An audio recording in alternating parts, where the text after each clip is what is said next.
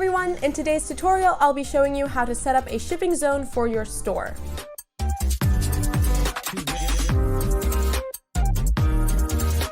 So as always, we need to access the back end of our website to take us to the dashboard.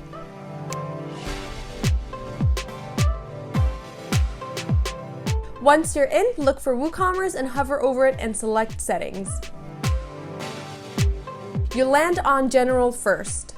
If you haven't set up your store address yet, here's where you can edit it in. You also have the general options like where you want to sell in the selling locations and which countries you want to ship to in shipping locations. Make sure your shipping location is not disabled if you wish to ship your products. Then you have tax, coupon, and currency options that you can customize based on which country you're located in and how you want to display the currency on your online store. So I already have mine set up. Once you have set up yours, just click on Save Changes and go to the Shipping tab. This is where you can add in your shipping zones. Let's start off by adding a new one by clicking Add Shipping Zone. Type in your zone's name. I'll put mine as Singapore. Then select your region or a specific state in that region, or you can type in a specific zip or postcode by clicking on this.